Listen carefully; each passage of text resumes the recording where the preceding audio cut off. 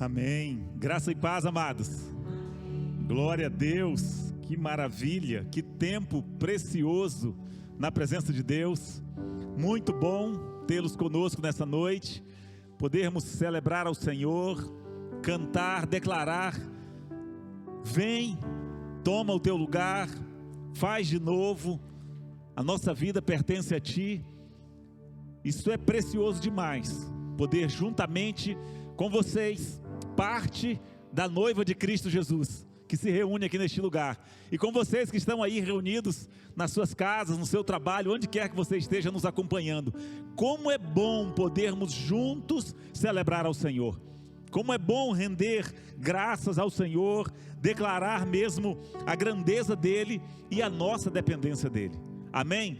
Em nome da IBN Pinhais, eu dou bem-vindo a todos, dizer dessa alegria do nosso coração, de poder mais uma vez iniciarmos mais uma semana juntos, celebrando ao Senhor, derramando o nosso coração na presença dEle, com essa convicção de que é só por um tempo. Em breve, muito em breve, diz a palavra, aquele que há de vir, virá, e não tardará. E a Bíblia diz: mas o meu justo viverá pela fé. E se ele retroceder, se ele voltar atrás, eu não terei prazer nele.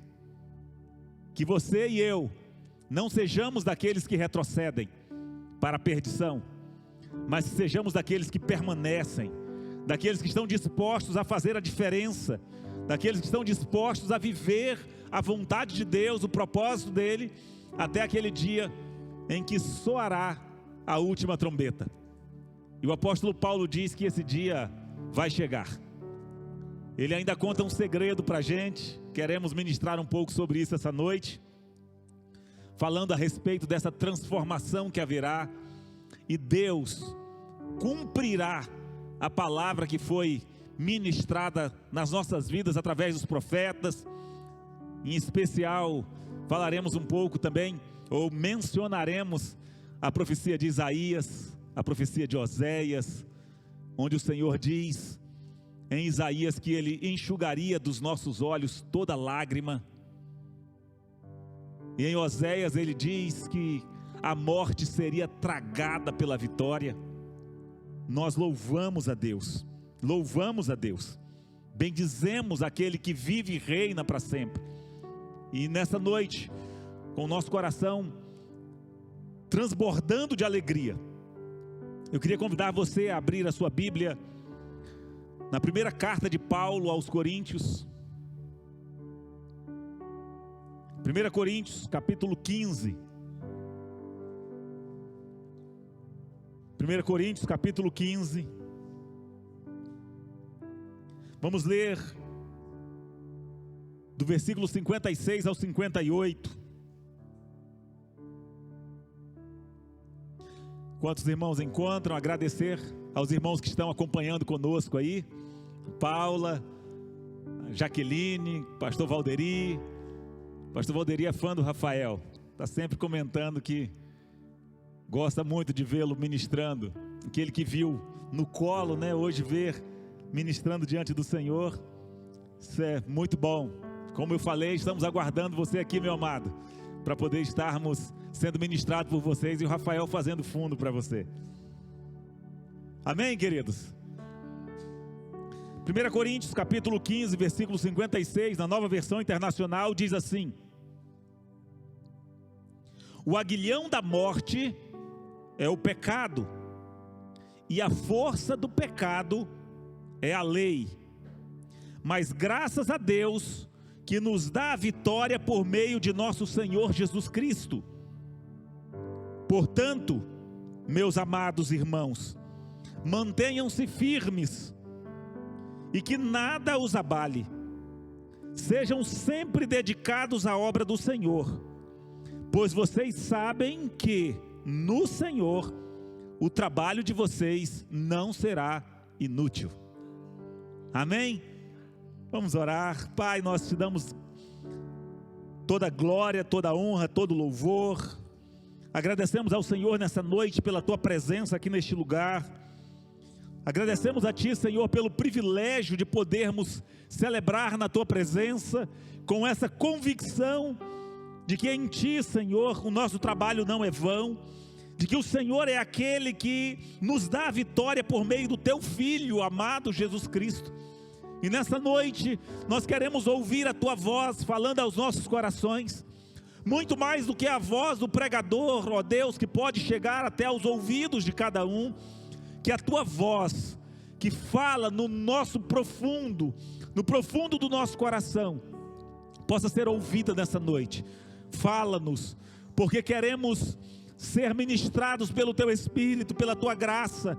Queremos, Senhor, que essa convicção que já foi falada aqui nessa noite, de que pertencemos a Ti, de que em breve estaremos contigo, que essa convicção, Pai, possa arder mesmo no nosso coração, e que nós possamos, com o nosso coração cheio, transbordando de Ti, sermos testemunha do Senhor, onde quer que formos, e que assim, Senhor, possamos trabalhar com a convicção de que não receberemos apenas aqui, mas receberemos também na eternidade, naquele dia em que o Senhor irá coroar cada um daqueles que esperam em Ti. Muito obrigado, Pai, nós Te louvamos e Te bendizemos nessa noite, em nome do Senhor Jesus, amém. Queridos, este capítulo 15 de 1 Coríntios, é um capítulo muito interessante. É um capítulo onde o apóstolo Paulo vem corrigindo algumas coisas dos irmãos ali da cidade de Corinto. Os irmãos que estavam sendo, de alguma forma, dentro da própria igreja, eles estavam sendo desviados do seu propósito original, daquilo que era o propósito de Deus na vida deles. Então, nesse capítulo, Paulo começa a falar a respeito de alguns que haviam se infiltrado no meio da igreja, para dizer que essa conversa de ressurreição não existia. E então Paulo, a partir ali do versículo 12, ele começa a explicar para a igreja, dizendo: olha, se não existe ressurreição, então o que nós estamos fazendo é pura tolice, sem valor algum. Parafraseando sobre o texto, Paulo diz: olha, nós só estamos aqui, nós só temos uma fé, uma confiança e uma esperança, porque nós cremos que há ressurreição, porque Cristo ressuscitou dentre os mortos. Esta é a base do que nós temos pregado para vocês, dizia o apóstolo Paulo.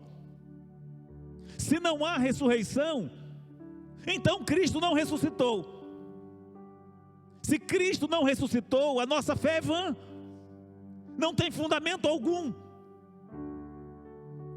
E ele começa então a traçar ali algumas bases para aquilo que era a segurança que deveria estar no coração da igreja. Ele diz: porque é necessário que as nossas vidas possam ser, em um determinado momento, transformadas. Ele diz, até contando como se fosse um segredo, ele diz: vou contar um segredo para vocês, nem todos nós morreremos, ou dormiremos, conforme a tradução, mas todos seremos transformados. Todos seremos transformados. Então ele está dizendo o seguinte: nem todos nós ressuscitaremos, nem todos nós participaremos de uma ressurreição, não, porque haverá alguns, e eu creio que eu estou no meio desses, que estarão vivos ainda quando Jesus voltar. Esses não experimentarão a ressurreição, mas eles serão transformados, porque Paulo diz: é fundamental, é necessário que isto que é mortal se revista de imortalidade. E se nós começarmos a entender e a achar que a nossa esperança está somente nessa vida, como estavam pregando alguns ali para os irmãos que estavam em Coríntios, Paulo dizia: nós então seremos os piores de todos, os mais dignos de compaixão. Nós precisamos entender dessa segurança, dessa esperança que foi ministrada aqui já pela Alessandra e pelas canções dessa noite. E eu estava ali atrás e rindo comigo mesmo, dizendo: o Espírito Santo é extraordinário, né? A gente não combina o que vai falar, mas aquele que ministra está exatamente na mesma sintonia daquele que prega, porque o mesmo Espírito é que ministra em ambos, e eu louvo a Deus por isso. Então Paulo vem dizendo ali ainda no versículo 19: se é somente para esta vida que temos esperança em Cristo, somos de todos os homens os mais dignos de compaixão. Ele diz: olha, vocês precisam entender uma coisa. Muitas vezes eu já ouvi, talvez você já tenha ouvido também, dizer: olha, é injusto nós pagarmos pelo que Adão fez. Foi Adão quem pecou. E por que Adão, tendo pecado, todos nós agora nascemos debaixo do pecado? Mas eu queria que você imaginasse, você pensasse também nessa noite, o que Paulo coloca. É claro que o fato de nós estarmos debaixo desse mesmo pecado de Adão é por sermos descendência dele. Ele era aquele que foi criado do pó da terra, como estávamos explicando na nossa escola bíblica. Ele foi criado ali do pó da terra e recebeu um espírito de vida para poder ser um ser vivente. E nós temos um outro Adão, que era espírito e recebeu um corpo feito do pó da terra, feito humano como nós, e veio habitar nesse corpo e foi transformado em espírito vivificante. E Paulo então começa a explicar o seguinte: assim como o pecado entrou por um só homem, ele também sai por um só homem. Do jeito que ele entrou por uma só transgressão, através de Adão, também por meio de muitas transgressões que foram depositadas sobre Cristo Jesus, nós temos agora a remissão dos nossos pecados. Assim como o pecado entrou por um só, nós também temos o privilégio de termos sobre as nossas vidas a graça que foi derramada sobre nós, através do sacrifício de um só, Cristo Jesus. E Paulo então vem explicando a respeito disso, e diz: olha, versículo 21, visto que a morte veio por meio de um só homem, também a ressurreição dos mortos veio por meio de um homem, pois da mesma forma como em Adão todos morrem, em Cristo todos seremos vivificados. Mas cada um, ele explica por sua vez. E aí ele começa a explicar dizendo: olha, primeiro foi Jesus, ressuscitou dos mortos, recebeu um corpo glorificado e foi assunto aos céus, subiu aos céus, e está lá como as primícias, como uma demonstração do que acontecerá conosco. De igual forma nós também seremos transformados. A grande questão é que o povo não entendia, a igreja não entendia como é que isso se daria. E ele diria: então como é que pode? Como é que as pessoas vão conseguir ressuscitar? Como é que vai ser isso?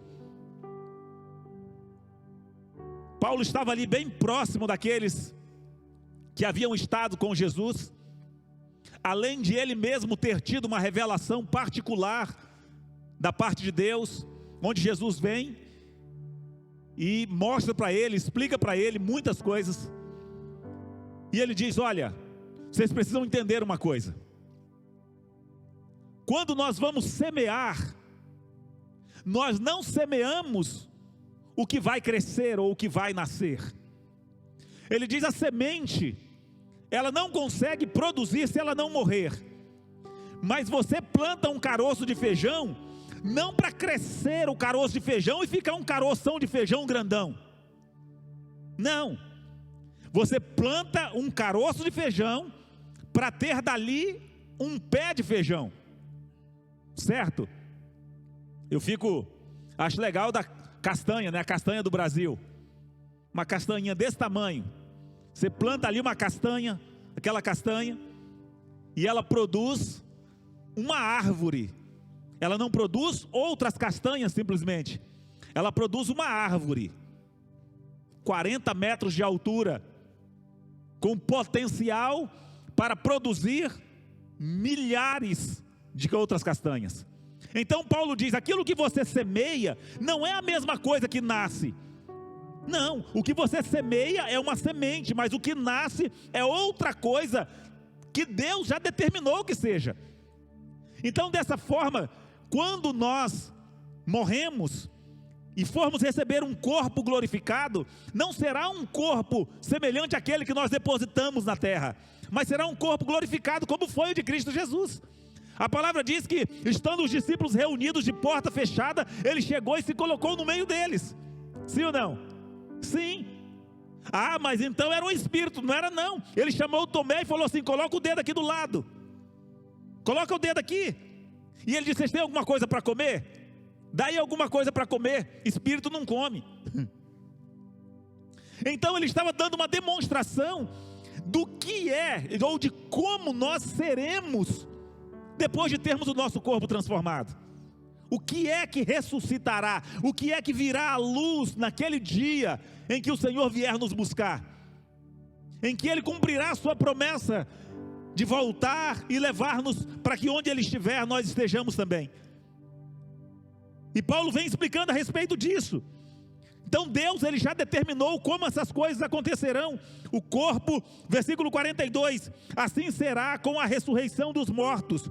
O corpo que é semeado é perecível, mas ressuscitará imperecível. Versículo 43, é semeado em desonra e ressuscita em glória.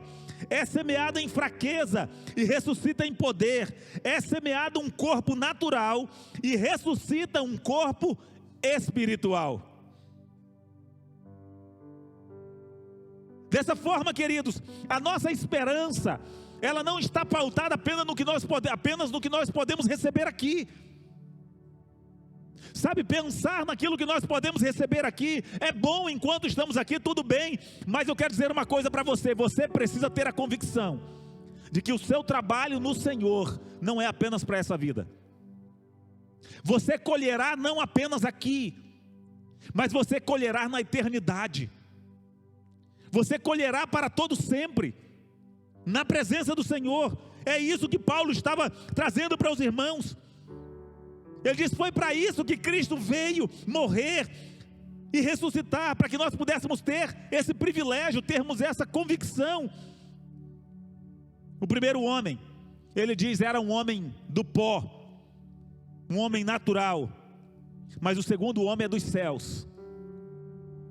O primeiro homem nos fez nascer aqui, caminhar aqui, mas o segundo homem nos fará caminhar em ruas de ouro,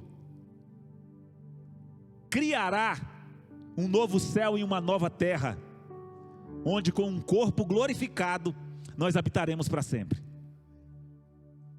Isso é o que a palavra de Deus nos garante. Não é simplesmente nos fazer viver uma vida boa aqui, não, mas é muito mais. Assim como tivemos a imagem do homem terreno, Paulo explica, também teremos a imagem do nosso querido Jesus, o Adão, o segundo Adão, o homem espiritual. Irmãos, ele diz, versículo 50, eu lhes declaro que carne e sangue não podem herdar o reino de Deus, nem o que é perecível pode herdar o que é imperecível. E aí ele diz, versículo 51, eis que eu lhes digo um mistério, nem todos dormiremos, mas todos seremos transformados, num momento, num abrir e fechar de olhos, ao som da última trombeta. Pois a trombeta soará, os mortos ressuscitarão incorruptíveis, e nós seremos transformados, pois é necessário que aquilo que é corruptível se revista de incorruptibilidade, e aquilo que é mortal se revista de imortalidade. Quando, porém, o que é corruptível se revestir de incorruptibilidade, e o que é mortal se revestir de imortalidade, então se cumprirá a palavra que está escrita: a morte foi destruída pela vitória. Ele pega aqui e ele usa o texto lá de Isaías, capítulo 15, versículo 25, de Isaías capítulo 25, versículo 8, onde o Senhor promete que a morte seria aniquilada. E o apóstolo Paulo vem dizendo: é aqui que essa profecia vai se cumprir. A morte será tragada pela vitória. E ele aproveita então, e ele, como um bom conhecedor da lei, ele aproveita para citar também o texto de Oséias 13:14, que diz: onde está, ó morte, a sua vitória? Onde está, ó morte, o seu aguilhão? E aí é onde eu gostaria de pautar o sermão nessa noite, que ele começa então, ou ele termina essa parte explicando sobre o que é que Oséias estava dizendo. Ele diz o texto que nós lemos: o aguilhão da morte é o pecado, e a força do pecado é a lei. Paulo então aqui, ele faz um pensamento invertido. Ele está fazendo um caminho dizendo: olha, todas essas coisas, elas serão transformadas. A morte deixará de existir, o pecado deixará de existir, mas primeiro é preciso deixar de existir aquilo que potencializa, ou aquilo que é a ferramenta dessas outras coisas. Quando ele diz que o aguilhão da morte é o pecado, e a força do pecado é a lei, ele está dizendo num sentido contrário. Por quê? Porque a morte será a última coisa a ser destruída. Não é isso que a palavra do Senhor diz? A morte é o último inimigo a ser destruído. Mas Paulo então vem explicando que a morte, o aguilhão da morte, o ferrão, o aguilhão, a forma mais clara para a gente explicar é aquele ferrão que o escorpião tem na ponta do rabo, por meio do qual ele injeta veneno nas suas presas. O aguilhão é essa ferramenta usada para destruição. Fala-se das abelhas, fala-se das formigas, fala-se do escorpião. Paulo está dizendo: olha, a morte, ela só existe por causa do pecado. Foi pelo pecado que veio a morte ao mundo, sim ou não? Foi pelo pecado. Então o que sustenta a morte é o pecado. Jesus veio para destruir exatamente em si próprio o poder que o pecado tinha de nos fazer escravos dele. A palavra do Senhor deixa claro que o homem é escravo daquele ou daquilo que o domina. Então Jesus vem, ele paga o preço do nosso resgate, e ele vence a morte, ele vence o pecado, vence a morte, e ele nos outorga agora uma nova maneira de chegarmos até Deus. E é interessante porque ele então diz que a força do pecado, se a força ou o aguilhão da morte, a ferramenta da morte é o pecado, ele diz que a ferramenta do pecado é a lei. Ele diz: olha, a força do pecado é a lei. O termo original, quando ele fala aqui de aguilhão, é kentron, que fala desse veneno, do aguilhão ali, do ferrão, do escorpião e das abelhas. E quando ele fala da força do pecado, é interessante que essa força, a palavra força ali é a mesma palavra que é usada para as outras coisas espirituais, é a dunamis, é a força motora, é a força motriz, a força que faz gerar, que faz o pecado caminhar. Paulo diz que o que mantém o pecado é a lei. E nós precisamos entender muito isso,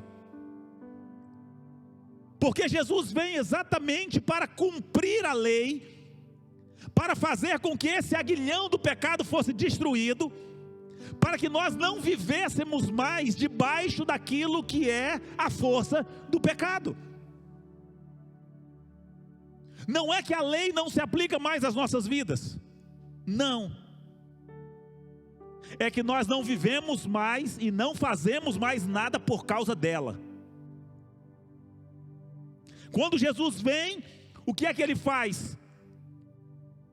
Ele pega tudo aquilo que havia sido ensinado na lei, e ele traz uma nova dimensão, uma dimensão espiritual. Aquilo que era um fazer humano, aquilo que era uma prática simplesmente, ele vem e traz para o âmbito espiritual e da alma. Ele diz, está escrito que você não pode adulterar. Eu digo para vocês, se você no seu coração pensar, desejar a mulher do seu próximo, você já adulterou. Mesma coisa quanto a matar o próximo. Ele vem então trazendo essa nova dimensão, e Paulo ele explica isso dizendo que, como a força do pecado é a lei, somente por meio de Cristo Jesus é que nós podemos sermos livres do pecado, porque por meio da lei, ele mesmo explica em outro lugar, ninguém conseguiu jamais ser justificado diante de Deus, porque se a lei conseguisse justificar alguém, Cristo não precisaria vir e morrer, mas a lei era um aio, que conduzia-nos até Cristo, e agora, então, nós precisamos entender isso como igreja, porque isso era fundamental, e Paulo estava explicando ali para os irmãos de Corintos, e nós não podemos nos esquecermos disso, nós não podemos deixar isso de lado. Ele diz, mas graças a Deus, que nos concede a vitória por meio de nosso Senhor Jesus Cristo. A sua vitória não está no fato de você obedecer simplesmente a um mandamento, mas a sua vitória está na graça que foi derramada por meio de Cristo Jesus. Hoje nós obedecemos não por causa da lei, nós obedecemos por causa da graça que foi derramada sobre nós, e que faz com que o pecado não tenha mais essa força sobre as nossas vidas. Não é a lei que tira a força do pecado de sobre nós, mas é a graça que foi derramada por meio de Cristo Jesus. E ele então vem dizendo, portanto, meus irmãos, mantenham-se firmes e que nada os abale, sejam sempre dedicados à obra do Senhor, pois vocês sabem que no Senhor o trabalho de vocês não é em vão. O grande problema das pessoas é que elas continuam fazendo as coisas por causa da lei. Muitas vezes dentro da igreja, elas não fazem por causa da graça, elas não deixam de fazer por causa da graça, por causa do compromisso que elas têm com Deus, por causa do Filho de Deus que verteu o seu próprio sangue para nos purificar. Não, elas não fazem porque há um comando proibitivo. E eu quero dizer uma coisa para você: se você não faz porque é proibido, você está debaixo dessa mesma força que mantém o pecado vivo dentro das pessoas.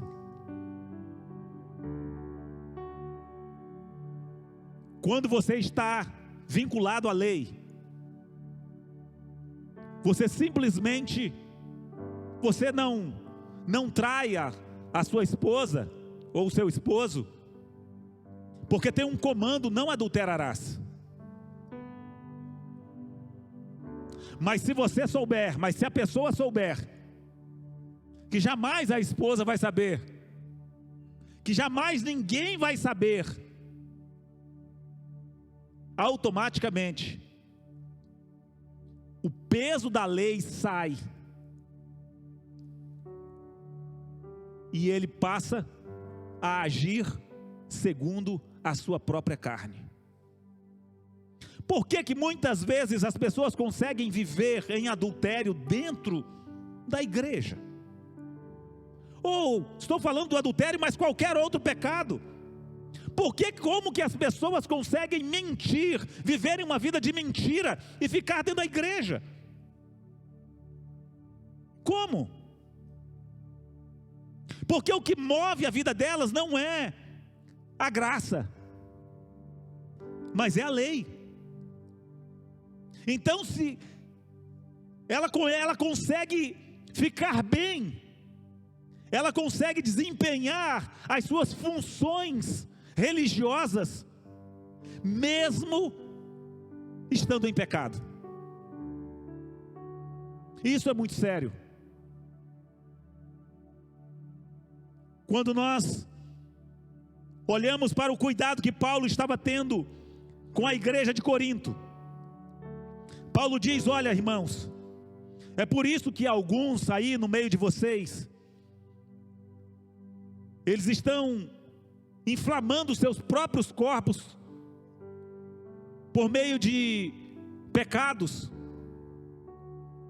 Na igreja de Corinto tinha até mesmo aqueles, ou alguém, que se deitava com a mulher do seu pai. E o apóstolo Paulo diz que os outros toleravam aquilo. Muitas vezes nós estamos vivendo assim. Você sabe que a pessoa que está do seu lado, que a pessoa com quem você convive, você sabe que ela muitas vezes está tendo práticas pecaminosas e você não confronta. A Bíblia diz: olha, se você vir o seu irmão pecar, vai você e conversa com ele. Se ele se arrepender, você ganhou o seu irmão. Se não se arrepender, então você conversa, leva mais dois com você. Se não, você leva a liderança da igreja. É isso que a palavra do Senhor diz. Mas a partir do momento que nós vivemos simplesmente por uma questão legal, nós não conseguimos ver essas coisas. Não é da minha conta. Eu não tenho nada a ver com isso. Porque a lei não pressupunha um corpo. Não havia um corpo para os que praticavam a lei. Era um povo, mas não era um corpo. A graça que foi derramada sobre nós através de Cristo Jesus, ela nos compra não simplesmente para ser um povo, mas para sermos um corpo. Logo, queridos, se a minha unha do dedão do pé estiver encravada, todo o corpo tem aquela inflamação. A inflamação está em todo o corpo. Não há que o cérebro dizer: não tenho nada a ver com isso, porque não sou eu quem estou inflamado. E eu creio que vocês sabem que uma inflamação de uma unha do pé pode matar uma pessoa. Eu creio que vocês sabem que um dente cariado pode matar uma pessoa em 3 dias. Em 3 dias. Qualquer inflamação que você tiver no seu corpo, qualquer inflamação. Em Pimenta Bueno, um homem saiu para pescar, e quando voltou, ele tinha espetado a ponta do dedo com o anzol quando foi colocar uma minhoca. E ele chegou em casa, bem, o dedo um pouquinho inflamado, como fica quando você machuca. 3 dias depois ele deu entrada no pronto-socorro e morreu antes de ir para a UTI. Causa mortes: inflamação no miocárdio. A inflamação que estava no dedo entrou pelo sangue, alojou-se no coração e morreu em 3 dias. Não existe essa história de você dizer que o pecado do seu irmão não tem nada a ver com você. Não existe essa história de dizer que o que o outro está fazendo não tem nada a ver conosco, a não ser que ele não seja do corpo. Mas para nós que somos do corpo, que vivemos por essa graça que foi derramada através de Cristo Jesus, nós temos que viver com essa convicção. Não fazemos por causa da lei, mas fazemos porque fomos resgatados por um preço alto. Foi pago o preço de sangue, o sangue do Cordeiro de Deus, que tira o pecado do mundo. Coloque-se de pé nessa noite, em nome de Jesus.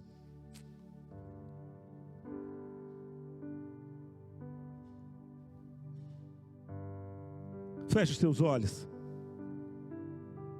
Eu não sei o que é que motiva a sua vida religiosa, a sua vida na igreja, a sua vida com Cristo. Mas eu quero dizer uma coisa para você nessa noite, e eu gostaria muito que você desse ouvidos a esse pregador que ministra a você nessa noite. Se o que faz com que você venha à igreja, com que você se denomine um cristão, não for o seu amor por Deus, não for a gratidão do seu coração pelo que foi feito lá na cruz em seu lugar,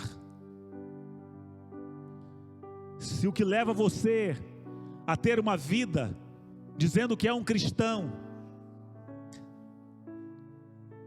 se não for a aliança que você tem com Deus, eu quero dizer para você que você está fadado ao fracasso. É só uma questão de tempo para o pecado dominar a sua vida. É só uma questão de tempo, porque essa é a força do pecado. A força do pecado é a lei, e podemos dizer nesse contexto é a religiosidade. Paulo ainda diz: olha, eu não conheceria o pecado se a lei não dissesse: não matarás, não adulterarás. Mas a partir do momento que a lei vem e impregna em nós um fazer por causa dela, ela faz com que você não caminhe mais debaixo da graça, mas debaixo da lei.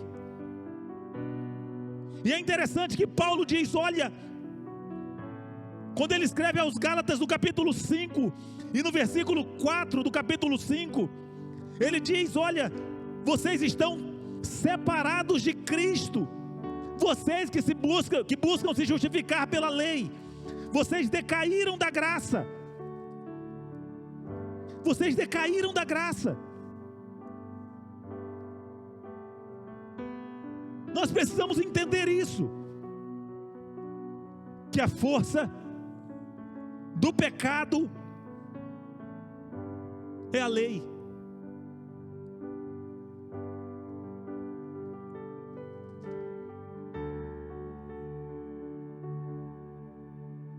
Capítulo 5, versículo 4 de Gálatas: vocês que procuram ser justificados pela lei, separaram-se de Cristo, caíram da graça, pois é mediante o Espírito que nós aguardamos pela fé a justiça, que é a nossa esperança, porque em Cristo Jesus, nem circuncisão, nem incircuncisão tem efeito algum, mas sim a fé que atua por meio do amor.